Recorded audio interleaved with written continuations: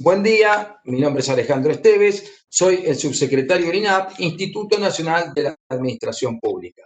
Hoy continuamos nuestro ciclo de videoconferencias y vamos a la clase 3 que trata sobre el derecho a la alimentación y la soberanía alimentaria. El abasto alimentario frutihortícola en el AMBA. Los contenidos que veremos son la caracterización de la situación de heterogeneidad del abasto alimentario en el AMBA, que consta con mercado central, mercados mayoristas secundarios, gran distribución, nuevos canales alternativos. Luego analizaremos la sistematización de los procedimientos formalmente establecidos por parte del Estado en sus distintas instancias ante el advenimiento de la pandemia del COVID-19. Analizaremos los conflictos y negociaciones acaecidos ante el cierre preventivo de los mercados frutihortícolas y los impactos sobre el cinturón de abasto periurbano. También describiremos la reconfiguración estructural y territorial registrada en el sector ante la nueva coyuntura epidemiológica y presentaremos un balance final acerca de la capacidad de respuesta del sector para sostener el abasto alimentario en el AMBA. Estará a cargo el docente Andrés Barsky, es doctor en Geografía de la Universitat Barcelona, docente e investigador de la Universidad Nacional de General Sarmiento, responsable del área de Ecología del Instituto del Conurbano de la Universidad Nacional de General Sarmiento. Así que con todo gusto le cedemos la palabra a Andrés Barsky. Adelante, Andrés, y gracias por todo. Hola, ¿cómo están? Mi nombre es Andrés Barsky y yo voy a exponer sobre la problemática del abasto alimentario en el AMBA frente a los desafíos que implica la pandemia del COVID-19 en este 2020. En primer lugar, quiero agradecer al INAP, al Instituto Nacional de Administración Pública, por este espacio para que distintos especialistas podamos brindar conferencias a través de esta vía. Por otro lado, quiero agradecer al profesor Aníbal Corrado y a la profesora Carolina Feito, ambos de la Universidad Nacional de La Matanza, del Departamento de Derecho y Ciencia Política, porque ellos han hecho las gestiones para que este ciclo de conferencias sea una realidad. Así que mi agradecimiento para ambas instituciones. Entonces, bueno, quería presentarme. Yo soy Andrés Barsky, como les decía, soy especialista en lo que tiene que ver con políticas públicas para el abasto alimentario en el área metropolitana de Buenos Aires, y hace muchos años que vengo trabajando en el Instituto del Conurbano de la Universidad Nacional de General Sarmiento, en lo referido a lo que tiene que ver con la problemática del ordenamiento de la agricultura alrededor de la ciudad, de la región metropolitana de Buenos Aires, a los fines de el ordenar el abasto alimentario para la gran ciudad. Así que en ese sentido la conferencia tiene que ver con una temática de mucha actualidad en función de las complejidades que han surgido en este año tan especial con la pandemia del COVID-19. Entonces vamos a ampliar la imagen para que empecemos ya a trabajar en esta conferencia.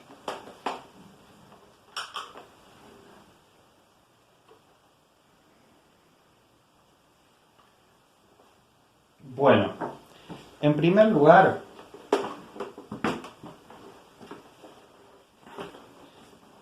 vamos a comenzar, ¿sí? Entonces, lo primero que quería comentarles tiene que ver con que durante la conferencia vamos a hablar de cómo está organizado el sistema alimentario del AMBA a la hora de pensar cómo esto, digamos, fue reconfigurado o transformado o, en todo caso, impactado en este nuevo contexto de la pandemia del COVID-19, que fue tan sorpresivo y que en tan poco tiempo, en pocos meses, en pocas semanas, podríamos decir, puso a todo el sistema alimentario en una emergencia, ¿no? Y no solo al sistema alimentario, pero particularmente este es un sector, como ustedes saben, absolutamente esencial. Entonces, la primera filmina que están viendo allí tiene que ver con esta idea de que los mercados concentradores, ¿no? Acá vamos a hablar de los mercados particularmente que tienen que ver con los mayoristas frutihortícolas del AMBA, son nodos que tienen que generan una gran vinculación, ¿no? Son nodos que de alguna manera son enclaves de alguna manera en el campo en la ciudad, ¿no? Es decir, en el sentido de que son nodos vinculantes entre esta relación compleja entre la ciudad y el entorno rural o el medio rural que la alimenta, ¿no? Has hecho en primer lugar esta primera pequeña reflexión, ¿no? Y en ese sentido, en una región metropolitana de las dimensiones de Buenos Aires, pensemos que hay que abastecer a 15 millones de habitantes de alimentos todos los días y por lo tanto los mercados juegan un rol fundamental a la hora de garantizar el ingreso de los alimentos, que ese volumen satisfaga la demanda. Y en este caso, cuando hablamos de frutas y hortalizas, estamos hablando de rubros realmente muy importantes a la hora de pensar en una alimentación sana y saludable. Entonces, en ese punto, también hay que decir que tenemos alimentación de cercanías o producción de alimentos de cercanías, en lo que se denomina el cinturón verde o el periurbano, que abastece de alimentos a la ciudad, sobre todo en lo que es hoja verde. Tenemos un área muy potente de producción, por ejemplo, en La Plata. Tenemos otras en la zona norte, algunas en la zona oeste, pero, por ejemplo, La Plata y sus alrededores es una zona de enorme importancia desde el punto de vista de la producción. En el mapa que pueden ver abajo a la derecha, las manchas oscuras muestran las zonas de producción. Entonces ahí se puede ver un poco lo que es la zona de La Plata y alrededores, que es la zona más importante de cercanías. Y después, por supuesto, lo que viene del rural extensivo o de otras zonas hortícolas especializadas, etcétera, que es de un país, nuestro país es el octavo más extenso del mundo, entonces por lo tanto tiene una gran diversidad regional, climática y de oferta frutihortícola. Por lo tanto tenemos ingresos durante distintos momentos del año de producciones originadas en distintos puntos del país. Entonces está lo periurbano, que sería lo de cercanías, y después lo que proviene del rural extensivo o de zonas hortícolas especializadas que manejan volumen y que también remiten sus producciones hacia Buenos Aires. Bueno, antes de, si se quiere, de pasar directamente a la cuestión de la pandemia y cómo esto reconfiguró o condicionó o rearticuló al sistema, no quería dejar de mencionar la cuestión de que nuestro país está atravesando por una coyuntura muy particular en lo referido a los alimentos. Por un lado, decir que hace ya muchos años tenemos un problema, un desajuste en esa relación campo-ciudad de la que recién hablábamos, ¿no? En el sentido de que tenemos permanentes problemas para garantizar una alimentación que alcance a la totalidad de la población. Tenemos un problema en que Argentina es un país productor de alimentos y sin embargo en el mercado interno muchos de los alimentos son muy caros para el bolsillo de sus habitantes. Entonces, Argentina, siguiendo un poco lo que dice allí en la filmina, es una especie de emirato alimentario. En vez de tener petróleo, tiene alimentos. Como dice la expresión tan utilizada, es un gran exportador para centenares de millones de personas. Siempre se dice que la Argentina produce alimentos para 300, 400 millones de personas, que son commodities exportables. Y sin embargo, dentro del país tenemos población con hambre o tenemos población con mala alimentación, un porcentaje muy importante, y además la población del país tiene que destinar una gran parte de sus ingresos a comer, ¿no? A un país que, digamos, donde se supone que la oferta de alimentos es excedentaria. Sin embargo, tenemos alimentos caros y tenemos una población con problemas de accesibilidad a los alimentos, entre otros problemas. Entonces, este llamado péndulo maldito, que durante muchos momentos históricos ha ido y venido, en el sentido de que hemos tenido este problema de un agroexportador que envía su producción al exterior versus un mercado interno que demanda alimentos, pero que los asalariados urbanos hay momentos donde el poder adquisitivo es mejor y otros momentos donde el poder adquisitivo decae, ¿no? Entonces, en ese sentido, fíjense la paradoja que se dio en el último año y en estos momentos inclusive, ¿no? Pero bueno, en el último año fue bastante notable. ¿Por qué digo esto? Porque la Argentina tuvo una cosecha récord ¿no es cierto?, en el 2019 de 150 millones de toneladas de cereales y oleaginosas, en el mismo momento que declaraba la emergencia nacional alimentaria, ¿no? Esto es importante que lo tengamos en cuenta porque entonces esto quiere decir que tenemos un enorme desajuste en esta relación campo-ciudad y en la forma como está organizado el país a la hora de producir y distribuir los alimentos.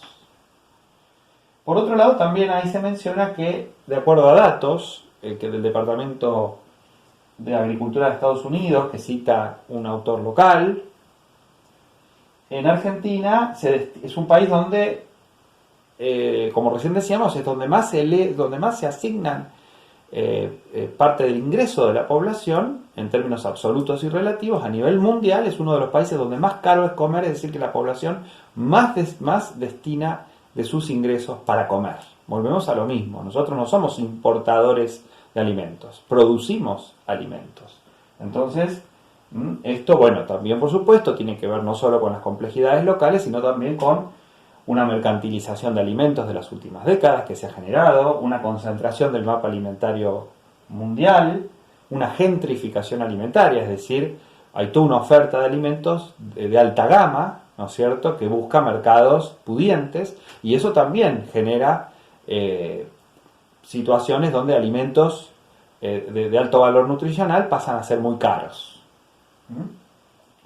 Y, por supuesto, otra cuestión que es conocida, también una convivencia conflictiva al interior de la sociedad, del Estado y demás, del llamado modelo del agroexportador o del agronegocio versus la llamada agricultura familiar, que se supone que produce más para el mercado interno, o todos los otros sectores que también producen para el mercado interno. Bueno, la conflictividad está dada en el sentido de que, por ejemplo, la expansión de la soja le quita espacio a la producción de leche, por ejemplo, ¿no?, o a la producción de hortalizas.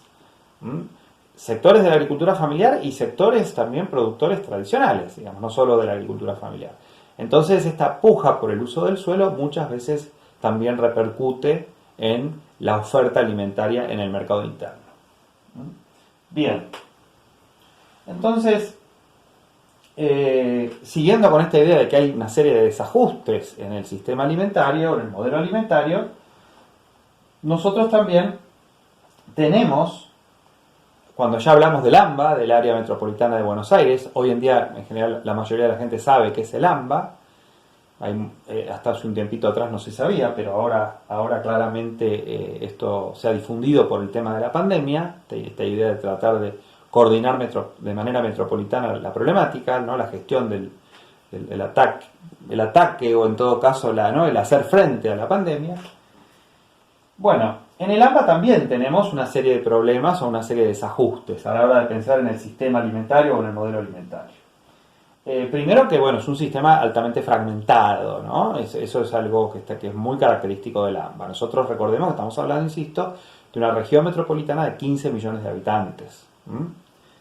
Entonces, en ese sentido, es la región número 14 más poblada, o 14ª más poblada a nivel mundial. Es decir, una de las regiones metropolitanas más grandes del mundo, una de las más grandes de Latinoamérica y una de las más grandes a nivel mundial, ¿no? Bueno, el tema es que nosotros tenemos distintos niveles de decisión público-privados que gestionan el abasto alimentario. En ese sentido, tenemos problemas a la hora de pensar en un abasto metropolitano, ¿no? Es decir, por ejemplo, cómo se construye el precio de los alimentos, quién es el actor o por dónde pasa la construcción del precio de los alimentos. Por otro lado, el tema de la inocuidad de los alimentos, de dónde viene lo que comemos, si lo que comemos es saludable o no. Y por otro lado, por supuesto, los ámbitos transaccionales por donde pasan los alimentos, y bueno, cómo este sistema, ¿no es cierto?, que es muy fragmentado, insisto, tiene distintos canales y obviamente que si uno habla con los operadores de los mercados van a decir, bueno, que se rige por la oferta y la demanda, pero sin embargo sabemos que hay una serie de ineficiencias de carácter logístico, también hay temas vinculados a la circulación, ¿no es cierto?, de alimentos, en el caso de la pandemia mucho más referida a problemas de jurisdicciones que cerraron sus fronteras, para decirlo de alguna manera, impidiendo el tránsito de camiones, eso específicamente en el caso de la pandemia. Es decir, tenemos, bueno, y después el seguimiento del Estado de cómo es la circulación y distribución de los alimentos, el individualismo típico de muchos sectores productivos que impide una gestión más asociativa y por lo tanto hay muchos costos que son más elevados por la dificultad en generar instancias asociativas a la hora de producir y distribuir los alimentos. Bueno, hay muchas problemáticas vinculadas a esto, ¿no? Entonces, obviamente, cuando tratamos de pensar en lo metropolitano, ¿no?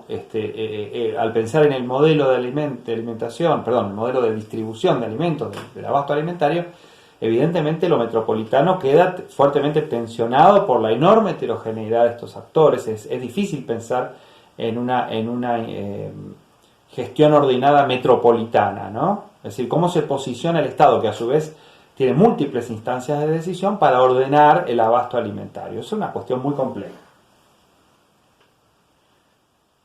Bueno, en ese sentido, ¿no? Decíamos entonces que hay una gran heterogeneidad dentro del Estado y una gran heterogeneidad en los actores de la alimentación, ¿no? El Estado, como ustedes saben, tiene provincia, nación, municipio. Tiene un mercado que está gestionado por el Estado, que es el mercado central, que es tripartito, es decir, donde todas las instancias tienen representación. Es uno de los pocos organismos metropolitanos de gestión metropolitana, el mercado central. De allí su importancia también. Hay una serie de mercados mayoristas del conurbano. Después está la denominada gran distribución, que es el hipermercadismo y el supermercadismo, que generó un enorme impacto en los años 90, desde los años 90 en adelante. Y después, por supuesto, el rol creciente de la colectividad boliviana y los nuevos espacios de comercialización, los espacios nodales que están motorizados por las organizaciones sociales y que han generado una nueva aparición de actores que no estaban en ese mapa, ¿no? Hablamos como organizaciones como la UTT, la UTEP, ¿no? Los trabajadores excluidos, la Unión de Trabajadores por la Tierra, entre los más visibles, ¿verdad? Que han generado una aparición vinculada a una agricultura familiar que a su vez se proclama como de cercanías y agroecológica, que es y con acceso a peticionando por un acceso justo a la tierra alrededor de la ciudad, con lo cual es toda una novedad muy importante en la agenda política de los últimos años. Bueno, el mercado central en su momento tuvo un radio exclusivo de gestión territorial cuando se creó en los años 80, pero después en los años 90 se desreguló todo esto y entonces hubo un boom de mercados secundarios y por lo tanto hoy tenemos alrededor de 50, hasta hace no mucho tiempo no se sabía exactamente el número de mercados que había en el AMBA porque muchos no están registrados o no están inscritos en el SENASA. Hay una enorme heterogeneidad en el tamaño, en los tipos de asociaciones, ¿no? Hay mercados públicos, privados, asociativos, consorciados por propietarios de muy distinto tamaño, inscriptos, no inscriptos, ¿no? Decíamos. Entonces el mercado central, ya hace varios años, está estabilizado en 1.400.000 toneladas anuales. Hace rato que está estabilizado en ese número y por lo tanto un mercado que en algún momento controló cerca del 70% de lo que entraba a Buenos Aires en los años 80, hoy controla alrededor del 40%, es decir que perdió poder si se quiere, de concentración. Es un mercado que tiene claramente esta expansión del AMBA en cuanto al número de mercados y la expansión geográfica del AMBA, que ha sido muy fuerte desde los años 90 a esta parte, ha generado todo un boom de nuevos mercados. Y por lo tanto esto complejiza mucho más la gestión a la hora de pensar cómo el Estado puede controlar, articular, convocar a todos estos actores tan heterogéneos, ¿no? Entonces, cómo garantizar la inocuidad de los alimentos, cómo garantizar la trazabilidad, es decir, el saber de dónde vienen. Entonces el Estado se encuentra con una enorme complejidad a la hora de poder encuadrar, darle un encuadre, un marco regulatorio a un sector que se ha ido cada vez más volviendo heterogéneo, más disperso espacialmente en este caso, sobre todo en el caso de los mercados secundarios, y donde conviven una serie de actores, porque hay que decir también que en algún momento se pensó en los años 90 que la llamada gran distribución, es decir, los hipermercados y los supermercados, iban a quedarse con la mayor parte de estos circuitos, y esto no fue así, ¿no? Como ustedes saben, las verdulerías siguen subsistiendo en la ciudad, conviven con la presencia de hipermercados y supermercados.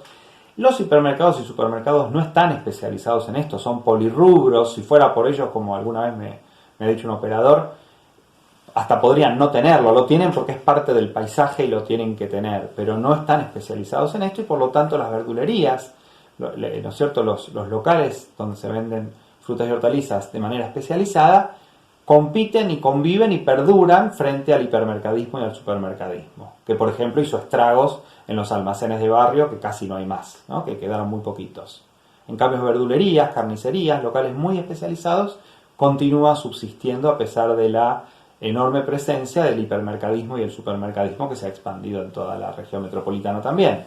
Pero no, claramente la gran distribución se ha quedado con una parte, pero claramente no es dominante. En todo caso, es una parte de la comercialización, pero está claro que hay muchos actores y una gran heterogeneidad. Entonces uno podría decir, bueno, si hay tanta heterogeneidad y tantos actores, podría pensarse en una oferta barata de alimentos dada la diversidad de oferentes, porque no hay monopolios, no hay oligopolios. Uno podría pensar entonces en una alimentación más económica en función de esta heterogeneidad en la oferta alimentaria. Sin embargo, como decíamos hace un rato, esto no es así. Bueno, entonces acá podemos ver un esquema clásico de cómo se puede pensar un abasto, ¿no? Un sistema de abasto clásico, digamos, ¿no? Un esquemita donde podemos ver todos los canales, ¿no es cierto?, los productores, las quintas, los mercados concentradores, que se componen de consignatarios, después las verdulerías, los supermercados, los consumidores. Bueno, es una forma de representarlo, ¿no? Lo que queremos decir con esto es que obviamente hay distintos canales a través de los cuales finalmente los alimentos llegan a nosotros, que vamos a consumirlos. Pero la cuestión de fondo, vuelvo a la misma idea de que algo pasa en el sistema alimentario que, a pesar que tenemos una enorme heterogeneidad en los oferentes y en los canales de comercialización, sin embargo, y se supone que todos declaman que los precios los fija la oferta y la demanda, y sin embargo tenemos, y en la pandemia se vio mucho también, alimentos muy caros en general, pero también las frutas y verduras lo son, digamos, para el bolsillo del argentino medio, ¿no? De la Argentina y el argentino medio. Entonces, para las familias, digamos, tienen que destinar gran parte de sus ingresos a comer, ¿no? La clase media en Argentina destina más que otras clases medias de otros países del mundo a alimentarse, ¿eh? Entonces, ahí es uno de los temas a preguntarse, ¿no? Es decir, nos preguntábamos por cómo puede ser que un país que tiene cosecha récord declara la emergencia alimentaria. Por otro lado, cómo puede ser que un abasto alimentario que se supone que se caracteriza por una enorme heterogeneidad en la oferta, sin embargo, los precios no bajan, obviamente bajan por la estacionalidad de los productos, pero claramente si uno mira el promedio, lo que destinan los habitantes, las personas, a frutas, verduras y demás, y al resto de los alimentos, son muy caros en función de lo que un país productor debería garantizar, ¿no? Entonces, en ese sentido está claro que tenemos una problemática compleja al interior del sistema.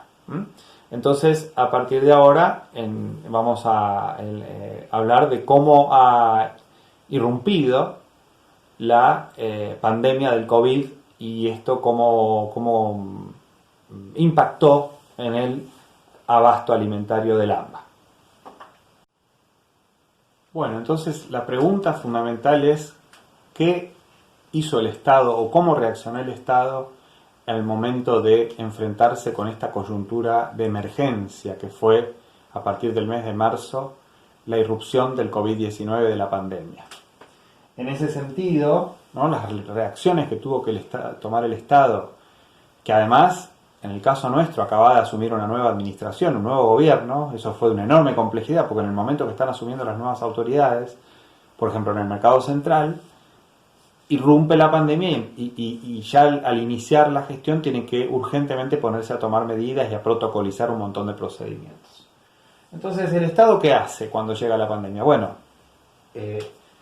toma las distintas medidas, por ejemplo, la de establecer el ASPO, el aislamiento social preventivo y obligatorio para la mayor parte de la población urbana, esto es el decreto 297.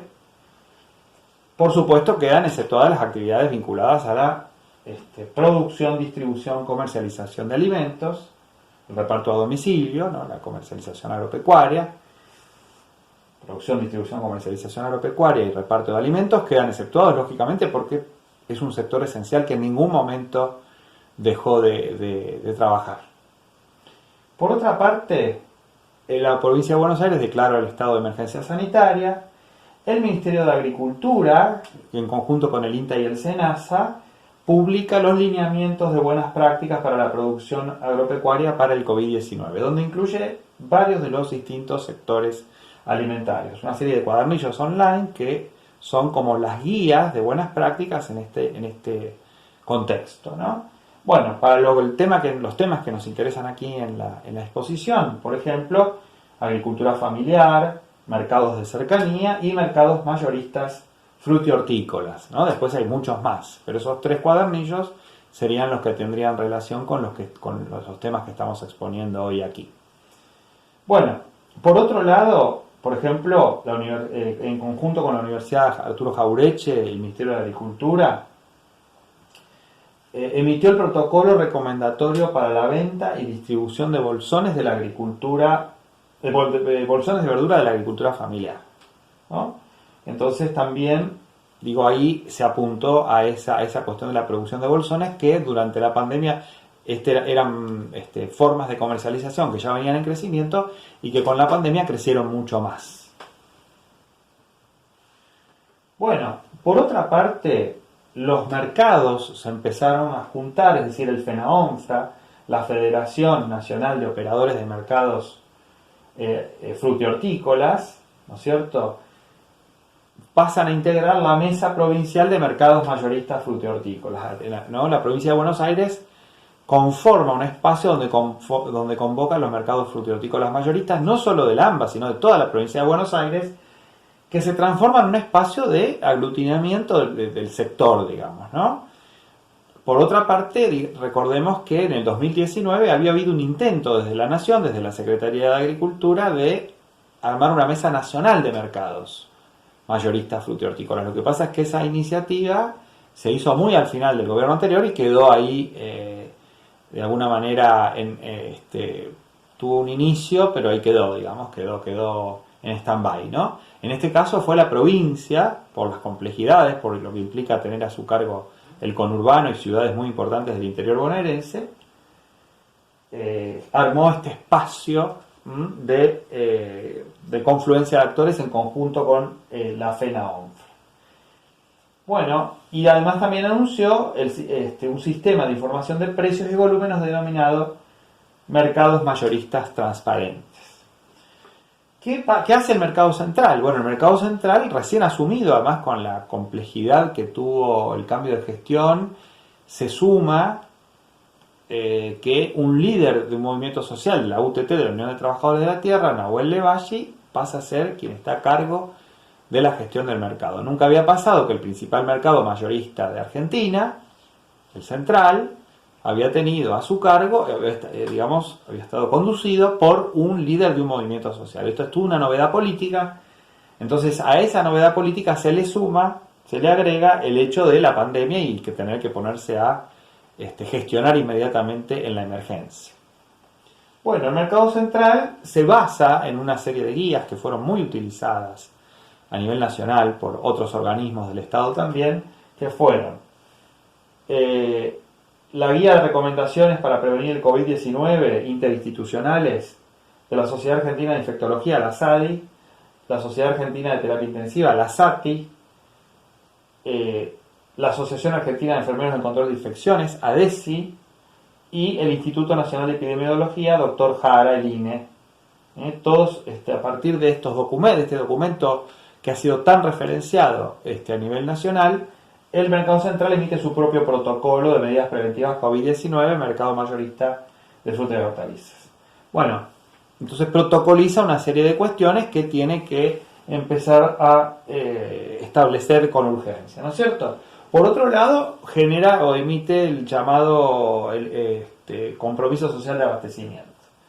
Es decir, se juntó el Mercado Central, las autoridades, con 40 de los operadores más importantes de los aproximadamente 500 que tiene el mercado, y todos los jueves se establecen, ¿no es cierto?, se acuerdan los precios mayoristas y minoristas de referencia de las principales frutas y hortalizas y verduras y demás. Esta lista se publica todos los jueves y es de referencia para todos los mercados del AMBA y para toda la comercialización minorista. Se publica por internet, por Twitter, etc. Y el tema es que obviamente los mercados del AMBA también adhirieron a este compromiso social de abastecimiento. Por supuesto, el recargo entre lo que es el precio mayorista y el minorista es alrededor del 50%, y se publica, es decir, cada jueves hay una actualización de los precios, lo cual no implica que esto haya sido un instrumento de control de precios, sino un instrumento en todo caso de difusión en un contexto inflacionario para que los operadores y los consumidores y demás, mayoristas, minoristas, tengan precios de referencia más claros en medio de un contexto muy complejo. Y una espiral inflacionaria que en nuestro país viene ya hace rato incrementándose o en todo caso estando muy activa. Bueno, después también se estableció una nueva área de alimentación sana, segura y soberana, en donde se atendió el programa de abastecimiento social para el armado y distribución de bolsones de verduras de estación a bajo costo. Este es un tema muy importante social, un rol social muy importante que tiene el mercado actualmente, y bueno, que en ese sentido, atendido por una especialista, la nutricionista Noelia Vera, que con el auge de la pandemia pasaron de atender 70 comedores a 700 en muy poco tiempo. Entonces, claramente esto requirió todo un ordenamiento muy importante, porque las personas de los comedores que van a buscar los alimentos todos los días, esa entrada, ese ingreso, ¿no es cierto?, de vehículos y de que hay que cargar y demás, todo eso requirió una urgente ordenamiento, lo mismo que la carga y descarga en general del mercado central, ¿no? Pero en este caso, el tema social en un mercado como el mercado central es absolutamente relevante y tuvo que ser atendido en el marco de la emergencia de la pandemia, ordenado muy rápidamente.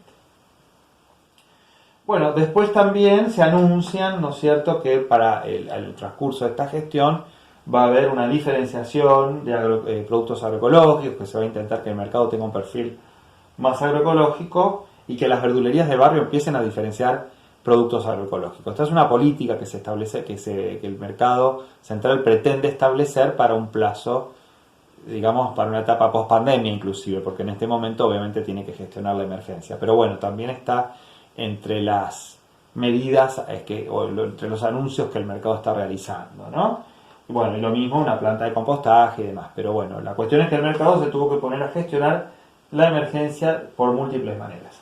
El mercado central obviamente no cerró por el volumen que tiene, que maneja, por lo importante que es como referencia de precios.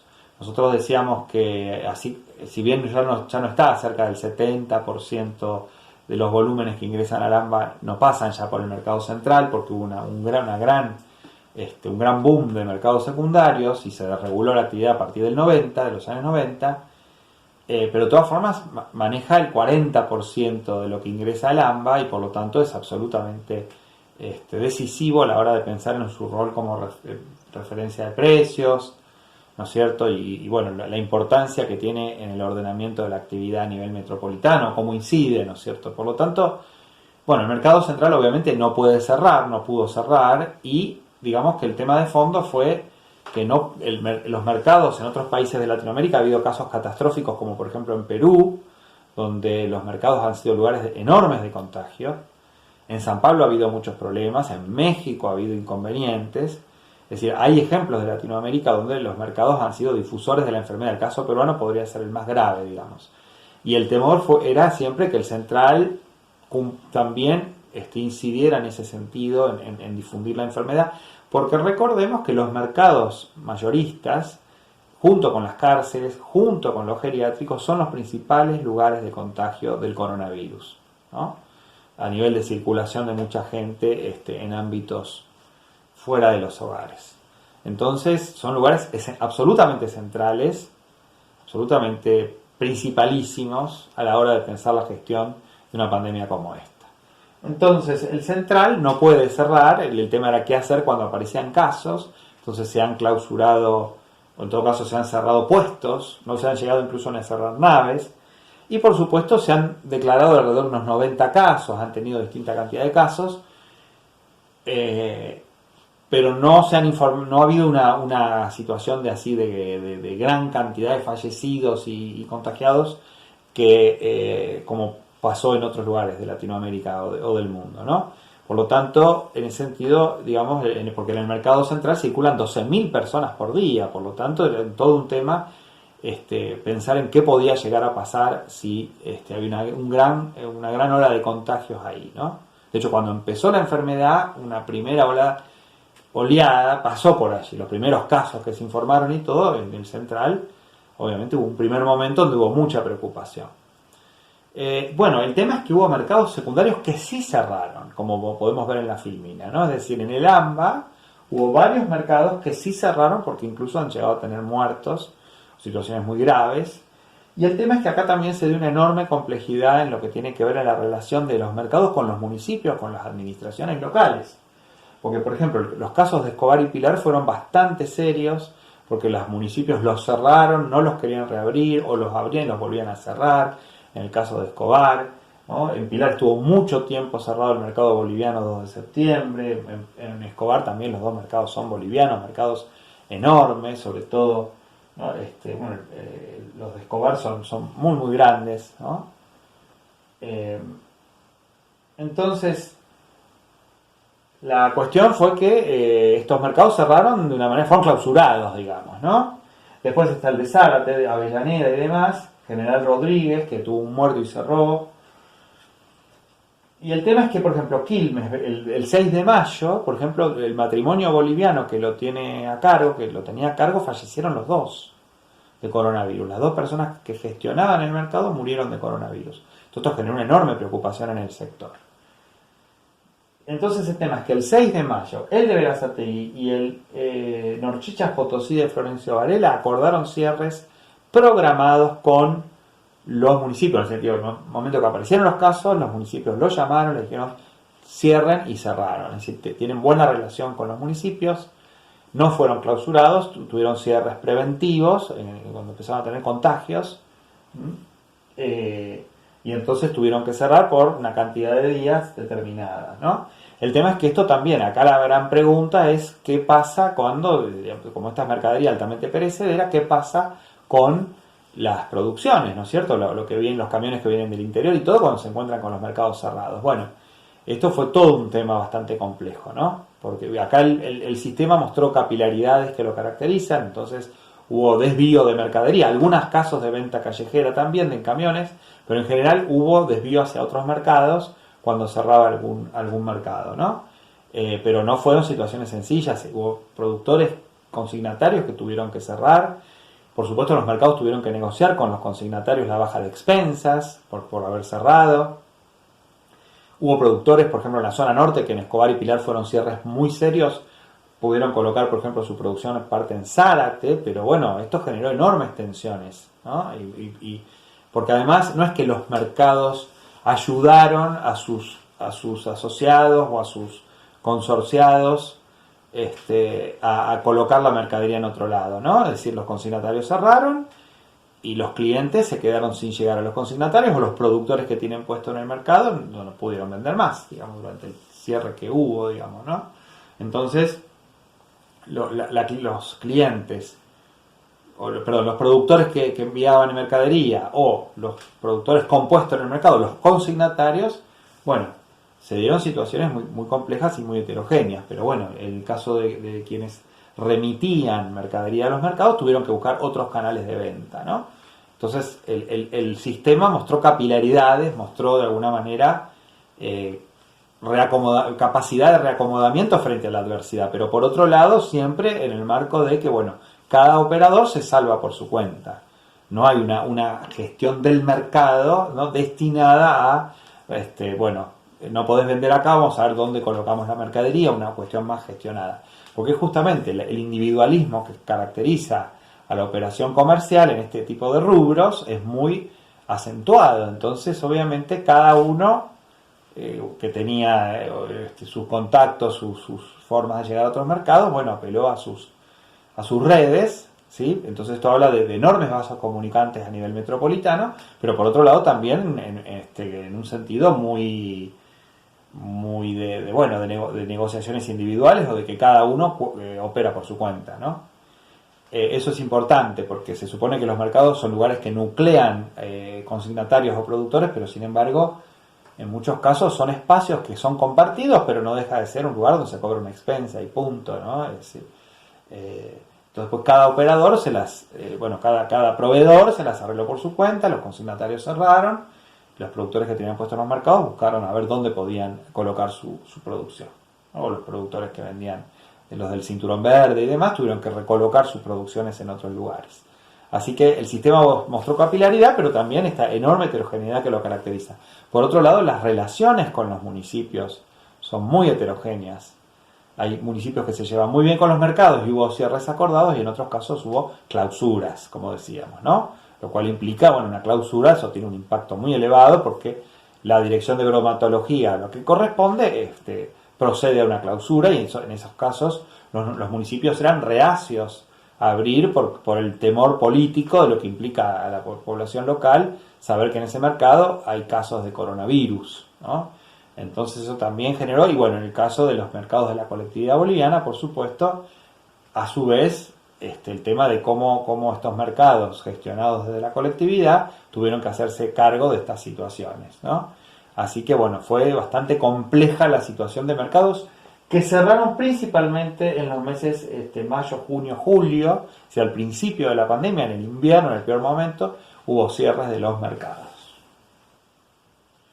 Bueno, la otra cuestión también es que lo que hubo un aumento del canal de la venta por WhatsApp, ¿no? La venta telefónica online, el mercado pago, es decir, toda una serie de canales que no se utilizaban o que empezaban a estar en crecimiento, y de golpe con la pandemia hubo un crecimiento muy importante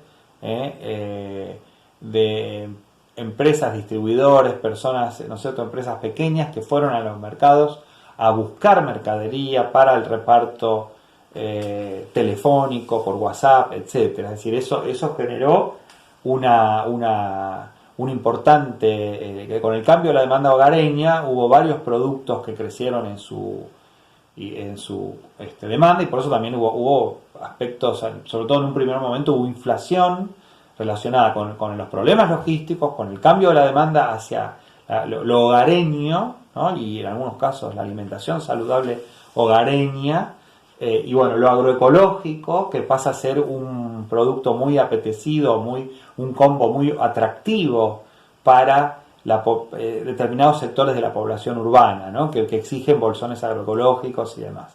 Entonces esto genera una respuesta, y evidentemente son canales en crecimiento. Ahora, el tema es si estos son canales, por ejemplo, la UTT empieza a tener sus propios mercados, sus propios almacenes de ramos generales, empieza a tener como formatos o tiendas, ¿no? Pero bueno, la cuestión de fondo es que, conversando con los operadores, de todas formas, más allá de la irrupción y del crecimiento de estos mercados, canales de comercialización, no dejan de ser de alguna manera nichos, pero los volúmenes importantes a nivel metropolitano siguen pasando por los mercados mayoristas. Es decir, si bien por supuesto ha habido otros canales que se han activado, está claro que es así, y que esto es muy difícil de cuantificar, está claro también que igual, de todas maneras, hablando con las personas que están a cargo de la operatoria mayorista, ¿no es cierto?, responsables técnicos, gerentes, consignatarios, etcétera, los volúmenes los siguen manejando el mercado central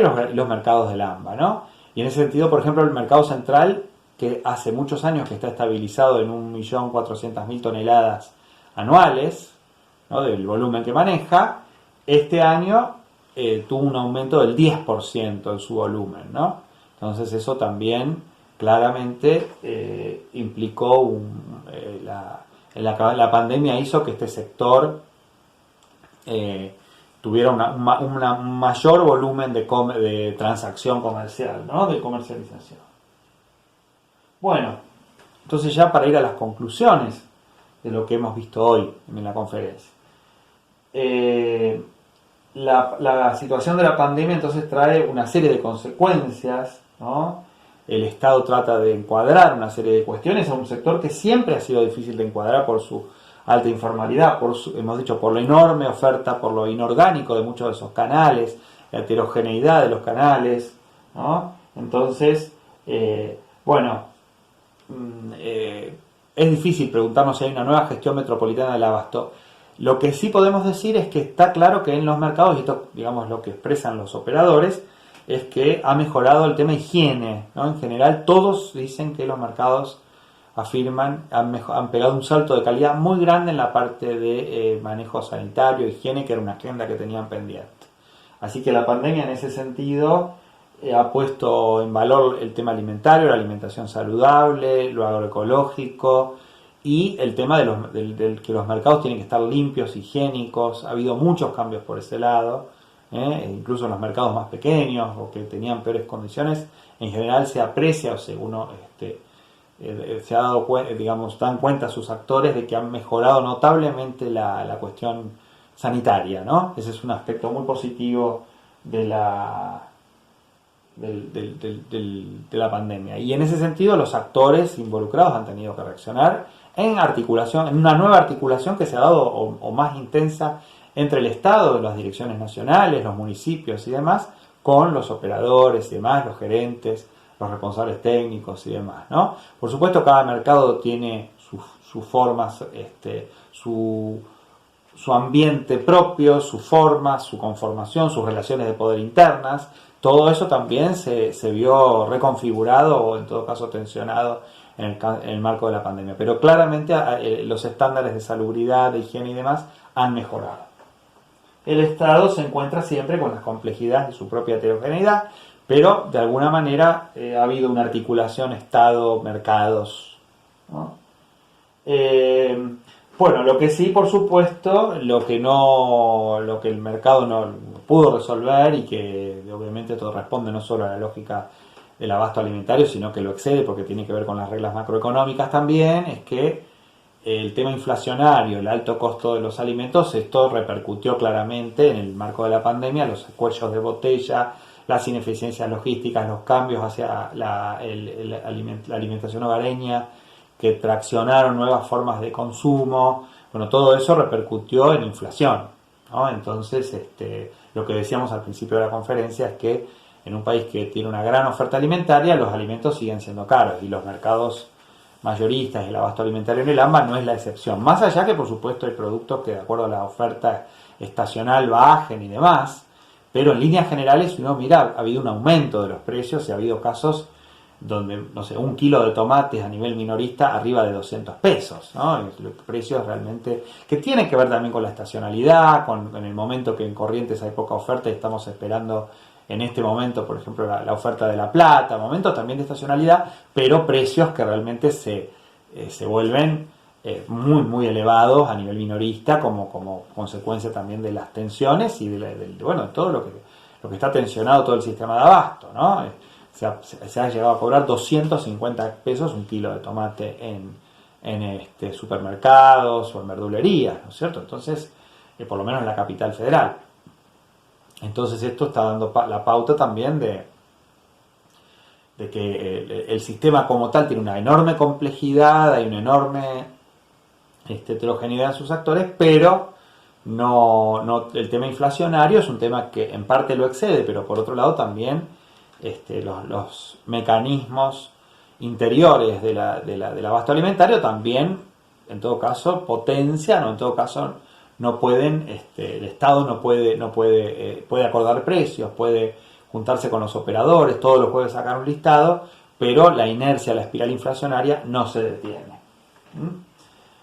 Bueno, el mercado central, por supuesto, sigue siendo un lugar de referencia importantísimo, fundamental, y que a la hora de pensar las políticas es el que tiene que estar ahí en el candelero, porque obviamente es el que hay que pensar es el que sirve de referencia para el resto. Pero por otro lado, los mercados secundarios también son muy importantes, y además estamos hablando de casi 50 en toda el AMBA, por lo tanto eso genera un juego muy complejo al interior del sistema de abasto, y por lo tanto tienen que ser también considerados a la hora de establecer política pública y demás, ¿no? La pandemia claramente entonces está dejando lecciones, interpela la cuestión metropolitana, queda en evidencia la enorme fragmentación del sistema, del mercado, del sistema de abasto, la cuestión de precios siempre compleja, ¿no? Siempre multicausal, pero no resuelta, ¿no? El alto costo de los alimentos en nuestro país, y este sistema de abasto forma parte de este sector más amplio que bueno, ¿no? En función de la complejidad de la relación entre campo y ciudad, entre el Estado y el sector alimentario, bueno, Argentina sigue siendo un país productor de alimentos, con alimentos de los más caros en términos absolutos y relativos a nivel mundial, digo, para lo que es el poder adquisitivo de su población. Así que bueno, hemos visto entonces que obviamente la alimentación es un sector absolutamente esencial y estratégico. Y bueno, la pandemia genera lecciones y aprendizajes, ¿no? Tanto para el Estado como para los actores del sector privado y los distintos eslabones de la cadena. Así que, bueno, son oportunidades también, ¿no? Este tipo de circunstancias tan complejas como el COVID representan oportunidades para repensar la política pública, y a futuro también la pandemia va a dejar muchas lecciones.